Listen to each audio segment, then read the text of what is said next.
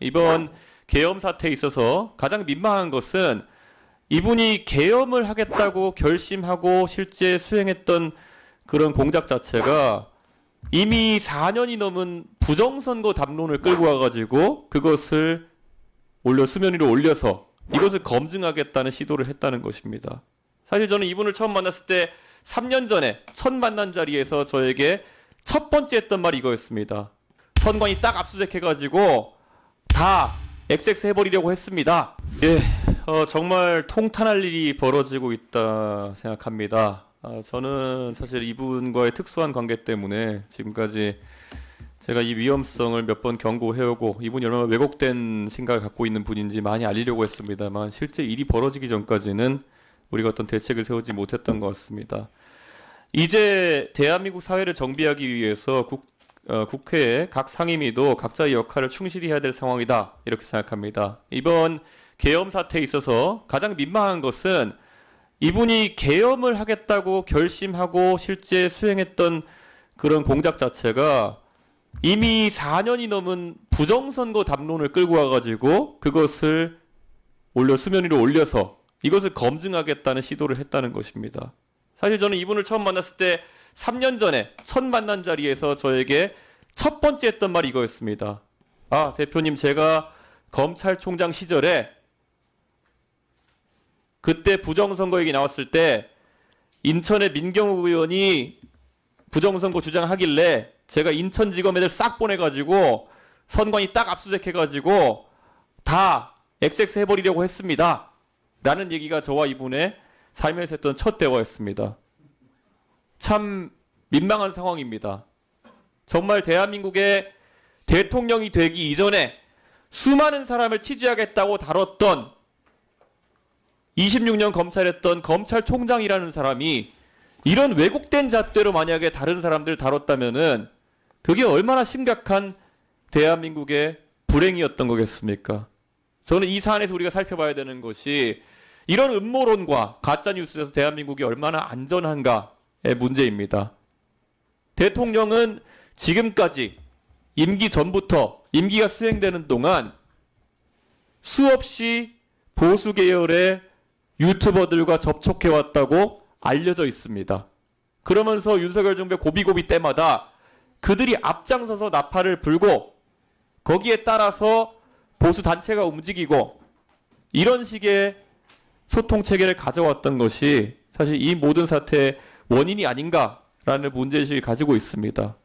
그리고 이 극한의 진영 대립 속에서 제가 지난번에 상임위에서 발언한 바 있지만은 결국 이런 아주 안 좋은 시도가 슈퍼챗이라는 제도를 통해 가지고 금전으로 치환될 수 있었기 때문에 이런 것들이 상업화되고 대한민국의 정치 담론 형성에 아주 안 좋은 영향을 미쳤다. 저는 이렇게 판단합니다. 그래서 우리 위원회에서는 이런 사태가 재발되지 않도록 하기 위해서는 가짜 뉴스에 대해 가지고 물론 사전적 검열이나 아니면은 발언의 자유를 막는 어떤 형태의 제약도 없어야겠지만 다만 이것을 통해 가지고 수익을 창출시키고 가짜뉴스를 통해 가지고 담론을 어지럽힌 행위에 대해서는 사후적으로 매우 강한 제재를 할 수 있어야 된다. 저는 그런 생각을 하고 있습니다. 이것은 민간 차원에서는 할 수 있는 것에 한계가 있는 것이 우리가 잘 아는 것처럼 유튜브나 여러 플랫폼 같은 경우에 발생한 슈퍼챗의 30%를 그들의 플랫폼 수수료로 가져가고 있습니다. 그렇다면 어떤 면에서는 이들이 적절한 규제 없이는 이런 불건전한 담론 형성에 있어서 얻어가는 수익이 있기 때문에 적극적으로 제재에 나서지 않는 그런 악순환이 반복되고 있다. 그런 생각도 하고 있습니다. 그래서 우리 과방위는 이런 부분에 있어서 우리의 역할을 할 필요가 있다. 그래서 국민들에게 올바른 공론 형성의 장을 만들어줄 필요가 있다. 저는 그런 생각합니다. 그리고 이에 더해서 저는 이 자리에 국민의힘 의원님들이 안 계셔서 정치적인 발언하는 게 부담스럽긴 하지만 한마디만 보채자면은 이번에 국민의힘은 위헌적인 계엄 선포, 그에 따른 내란 시도에 대해 가지고 엄정하게 대처해야 된다. 이런 경고를 하고 싶습니다. 2013년이었던가요?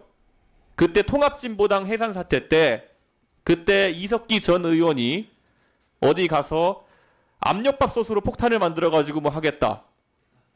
이 얘기를 한 것을 통진당 정당 해산의 시발점으로 삼았던 것이 바로 현 국민의힘입니다. 그 당시 새누리당이었죠. 저는 그 당시에 그렇게 엄정하게 대처했다고 한다면 이번에 내란을 시도한 것에 대해서 만약에 국민의힘이 위헌적으로 옹호를 하려고 한다면은 정당 해산까지 갈 수 있는 심각한 상황이다. 그렇게 받아들이고 이번 탄핵 사태에 임해야 될 것이다. 전 이렇게 경고하는 것을 마무리하겠습니다. 예, 지금 윤석열 씨가 국회로 이동 중인 것 같다는 속보가 떴습니다. 그래서 현재 국회는 차량과 인원을 통제하고 있는 중이라고 합니다. 다시 한번 시민 여러분들께 말씀드립니다. 국회 앞에는 지금 시민들이 많이 와 계신데 절대로 윤석열 씨 차량 가까이 접근하지 마시기를 부탁드립니다. 무슨 일이 일어날지 모릅니다. 지금 윤석열 씨 내외는 비정상적인 상태로 보입니다. 시민들의 안전을 지키기 위해 국회의장께서 조속한 조치를 취해 주시기 바랍니다.